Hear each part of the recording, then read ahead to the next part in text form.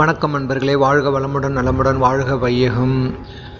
எம்பெருமான் நாராயணரோட கருணையினால் நாம் ஏறக்குறைய ஒரு 13வது மார்கழி 13வது நாளை எட்டியிருக்கிறோம். ஸோ இதில் நம்ம இன்று ஒரு தகவல் சுதாமா யூடியூப் சேனலில் என்னென்ன தகவல் பார்க்க போகிறோம் அதை பற்றியும் நம்ம பார்ப்போம். இதுக்கு முன்னாடி நம்ம சேனலில் போட்டிருக்கிற எல்லா தகவலையும் எல்லா பதிவுகளும் இதில் உங்களுக்கு அந்த ஸ்க்ரீன்ஷாட்டாக இணைச்சிருக்கேன். இந்த நீங்கள் டைப் பண்ணி நம்ம சேனல் நேமை டைப் பண்ணி இந்த மாதிரி மார்கழி மாதத்தில் சிறப்புகள் போட்டாலும் வரும். திருப்பாவை திருவம்பாவைன்னு போட்டு இந்த மாதிரி பகுதி போட்டாலும் உங்களுக்கு ஓப்பன் ஆகும். ஸோ இது வரைக்கும் பார்க்காதவங்க நான் இந்த வீடியோட இதுலேயும் டிஸ்கிரிப்ஷனில் எல்லாத்தையுமே இணைக்கிறேன். மார்கழி 1 பதிவு நீங்கள் ஓப்பன் பண்ணிங்கன்னா அதுலேயும் எல்லாமே இணைச்சிருப்பேன். அதேமாதிரி மார்கழி மாதத்தின் சிறப்புகளையும் இணைச்சிருக்கேன் டிஸ்கிரிப்ஷன் பாக்ஸில். ஸோ நீங்கள் போய் பார்த்து அதிலேருந்து பலன் பெறுங்க. ஸோ இந்த இதில் நாம் பார்க்க போகிறது என்னென்னா மார்கழி 13. மார்கழி 13ல் அதே தான் திருப்பாவை திருவம்பாவை. ஆனால் முக்கியமாக நம்ம என்ன இது பார்க்க போகிறோம், இருக்கிறதுலையே பெண் ஆண்டாள், அதாவது பெண் ஆழ்வார்னு பேர் எடுத்த ஆண்டாள் நாச்சியாரை பற்றி தான் நம்ம தகவலில் பார்க்க போகிறோம். அதுக்கு முன்னாடி திருவெம்பாவை பார்த்துட்டு அதுக்கப்புறம் நம்ம அதுக்கோட விளக்கமும் பார்ப்போம் வாங்க. பைங்குவளை கார்மலரால் செங்கமலம் பைப்போதால் அங்கம் குறுகினத்தால் பின்னும் அரவத்தால் தங்கள் மலம் கழுவார் வந்து சார்தலினால் எங்கள் பிராட்டியும் எங்கோனும் போன்றி செய்த பொங்கும் நடுவில் புகப்பாய்ந்து பாய்ந்து நம் சங்கம் சிலம்ப சிலம்பு கலந்தார்ப்ப கொங்கைகள் பொங்க குடையும் புனல் பொங்க பங்கைய பூமுனல் பாய்ந்து ஆடேலோர் எம்பாவாய். இதுல மாணிக்கவாசக சுவாமிகள் எப்படி சொல்றாருன்னா, இப்போ நாம எல்லாரும் என்ன பண்ணோம், போய் முதல்ல குளத்துல நீராடிட்டு தான் நாம கடவுளை வழிபடணும். அந்த குலத்தை பற்றி வர்ணிக்கிறார் இந்த பாடல்ல. நாம் சென்று வழிபடக்கூடிய குலத்தில் என்ன இருக்கா, பூக்கள் மலர்ந்திருக்கிறது. அதுல பக்கத்துல சென்னி மரத்துல தாமரை, செங்கமலம்னா கமலம்னா தாமரை, செம்மன சிவப்பு, சிவப்பு நிற தாமரை மலரும் இருக்கு. கரிய நிறத்துல என்ன இருக்காங்க, அந்த குளம் இருக்கிறது. இந்த குளத்தை எப்படி வர்ணிக்கிறார்னா, கரிய நிறத்தில் இருக்கிற பூக்கள் அம்பாளையும் அந்த குளத்தையும் அதுல சிவப்பு தாமரையாய் மலர்ந்திருக்கிற சிவபெருமானும் இருக்கக்கூடிய அந்த பொய்கை குளத்துல நாம நீராடணும். எதுக்கு, தங்கள் மலம் கழுவுவார். இந்த இடத்துல மலம்ன்றது மும்மலம், நம்ம சேனல்ல பல தடவை பார்த்துருக்கோம். ஆணவம் கண்மா மாயை, இது மூணும் சேர்ந்த இது இது இருந்தாலே நம்ம கிட்ட எந்த கடவுளும் வரமாட்டாங்க, நமக்கு எந்த நல்லதும் நடக்காது. இந்த மூணுத்தையும் நம்ம விட்டு ஒழிக்கணும். இதெல்லாம் ஒழிக்கிறதுக்கு தான் நாம அந்த குளத்துல நீராடணும் அப்படின்னு சொல்லிட்டு மாணிக்கவாசக பெருமாள் கூப்பிடுறார். அதுக்கப்புறம் என்ன சொல்றார் பாருங்க, பொங்கும் நடுவில் புகப்பாய்ந்து பாய்ந்து நம் சங்கம் சிலம்ப சிலம்பு கலந்தார்ப்ப. எப்படி, கூட்டு வழிபாடு. நாம எல்லாரும் கூட்டமா போய் எல்லாரும் சேர்ந்து அந்த குளத்துல குளித்து, சாதாரணது இல்லை, சாதாரண நீராடல் கிடையாது, கால் முதல் தலை வரை நனையக்கூடிய மொத்தமும் நனையணும். அப்படி நனையும் போதுதான் நம்முள்ள இருக்கிற என்னது மும்மலன்கள் கழியும் அப்படின்னு இந்த பாட்டை அவரு முடிச்சிருப்பாரு. வாங்க ஆண்டாள் நாச்சியார் அருளி செய்த திருப்பாவை பாசுரத்தை என்னன்னு பார்த்துட்டு வந்துடலாம். இதுலயும் ஆண்டாள் நாச்சியார் என்ன சொல்ல வருவார்னா, புள்ளின் வாய் கீண்டாலை பொல்லா அரக்கனை கிள்ளி கலைந்தானை கீர்த்திமை பாடி போய் பிள்ளைகள் எல்லோரும் பாவை கலம்புக்கார் வெள்ளி எழுந்து வியாழ முறங்கிற்று புல்லும் சிலம்பினக்கான் போதரி கண்ணினாய் குள்ள குளிர குடைந்து நீராடாதே பள்ளி கிடத்தியோ பாவாய் நீ நன்னாளால் கள்ளத் தவிர்ந்து கலந்தேலோர் எம்பாவாய். முதல்ல என்ன சொல்றாரு, புள்ளின் வாய் கீண்டானை, அதாவது இந்த பகாசுரன் கர்ணனோட நம்ம கண்ணனோட பராக்கிரமங்களை தான் நீங்க ஆண்டாள் எடுத்திருக்கிறார்.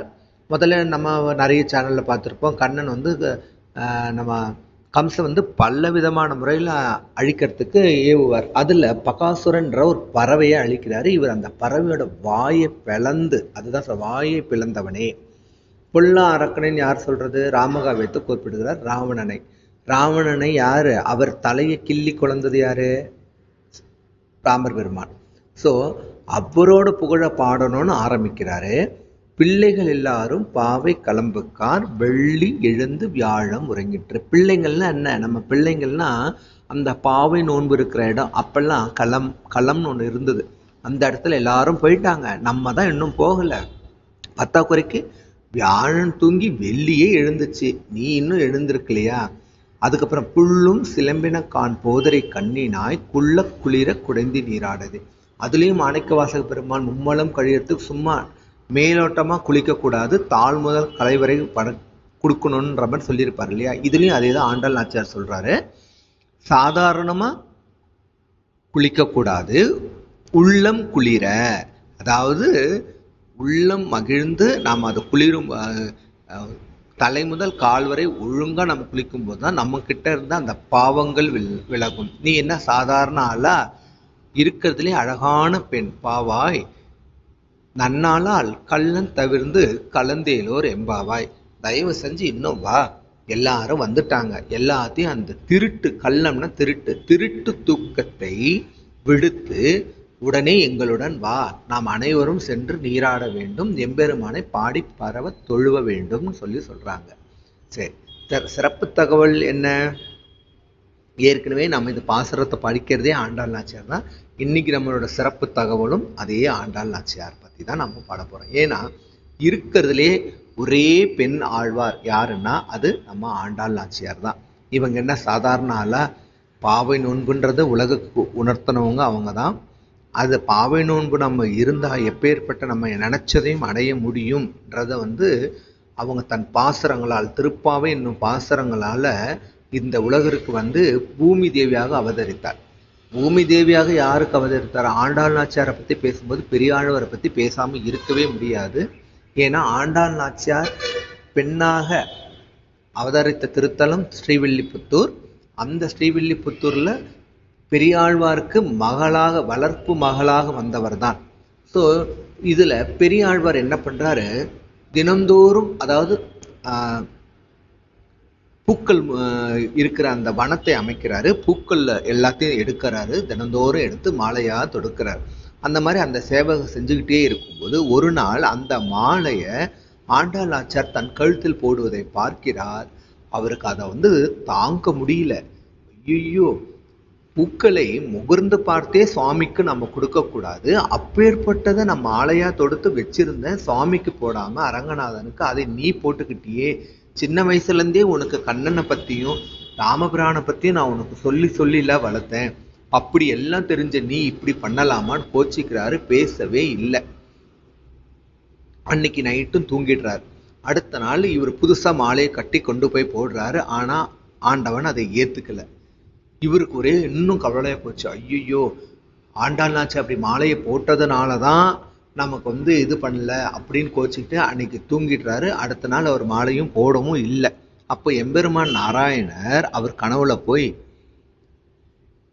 பெரியாழ்வாரே, ஆக்சுவலாக அவர் பேர் விஷ்ணு சித்தர், அதுக்கப்புறம் தான் பெரியாழ்வார். ஏன்னா ஆண்டாளை மனம் புகுந்து பெரியாழ்வார் எம்பெருமான் நாராயணனுக்கு மாமனராக ஆகிட்டார்ல. அப்போ இருக்கிறதுலேயே ஆழ்வார் பெரியவர் யாரு? அவர் தான். அதனால தான் அவருக்கு பெரிய ஆழ்வார். அவர் கனவுல போய் சொல்றாரு, நீ கவலைப்படாதே விஷ்ணு சித்தரே, என்ன இப்ப நடந்துருச்சு, எப்படி நான் சொல்லுவேன்? இவர் கனவுலே எல்லாம் பேசுறாரு, இப்படி நடந்துருச்சுன்னு. உனக்கு அது என்னைக்கு தான் தெரியும்.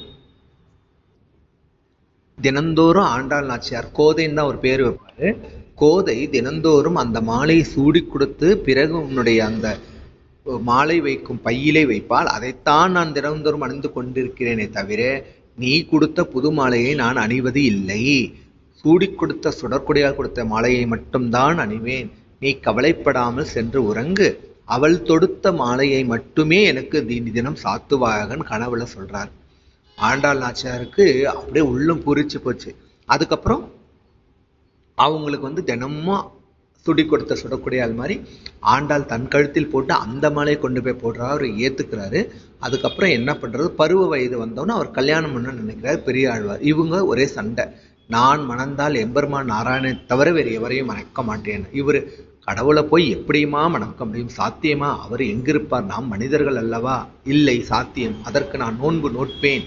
அப்படி நோற்ற நோன்பு தான் திருப்பாவை, பாவை நோன்பு. அதில் விளைந்த அந்த பாசுரம் தான் 30 பாசுரமும் நம்ம இப்போ மார்கழி மாசத்துல படிச்சுக்கிட்டு இருக்கிறது. இவருக்கு ஒன்றும் புரியல. தன் குழந்தை சின்ன வயசில் சொன்ன கதையை கேட்டு கேட்டு அவளையே மணக்கணும்னு நினைக்கிறாளே, நான் என்ன பண்ணுவேன்னு அப்படியே தூக்கத்தில் உணர்றாரு. அப்போ எம்பெருமான் நாராயணன் கனவுல சொல்கிறாரு, விஷ்ணு சித்தரே, எம் கோதையாக வந்தது வேறு யாருமல்ல, லக்ஷ்மி தான். நீ லக்ஷ்மியை கூட்டிக்கிட்டு திருவரங்கம்பா, அங்கே நான் அவளை மனம் புரிந்து கொள்வேன்னு சொல்கிறாரு. இவரும் கூட்டிகிட்டு போகிறாரு. அன்னைக்கு நடந்த அந்த அரங்கேற கண்ணில் காட்சியை பார்க்குறாரு. இவருக்கு மெய்சிலிர்த்து போகுது. ஒரு பக்கம் எம்பெருமான் நாராயணருக்கு இவர் மாமனார், மகளையும் கல்யாணம் பண்ணி, இன்னொரு பக்கம் பெற்ற மகளை, அதாவது வளர்த்த மகளை யாராக இருந்தாலும் கட்டி கொடுத்ததுக்கப்புறம் அவங்களுக்கு ஒரு துக்கம் தாரம் தானே. அதோடய அவர் திரும்ப ஸ்ரீவில்லிபுத்தூருக்கே வராரு. பழையபடி அவர் வேலையை செய்கிறார். மக்களே, நம்ம பதிவுகள் பார்த்துக்கிட்டு இருக்கீங்கன்னு நினைக்கிறேன். கண்டிப்பாக இது உங்களுக்கு பிடிச்சிருக்கோம். கமெண்ட் செக்ஷனில் போடுங்க. நம்ம சேனல் இது வரைக்கும் நீங்கள் சப்ஸ்கிரைபே பண்ணலைன்னா சப்ஸ்கிரைப் பண்ணிக்கோங்க. ஏன்னா உடனுக்குடன் உங்களுக்கு தகவல் வரும். இதை நம்மளோட உற்றார் உணவினர் உங்கள் ஃப்ரெண்ட்ஸ் ஃபேமிலிக்கு ஷேர் பண்ணுங்க. கண்டிப்பாக இந்த பாவை நோன்பு இருக்கிறவங்களுக்கு நல்லதே நடக்கும். நன்றி.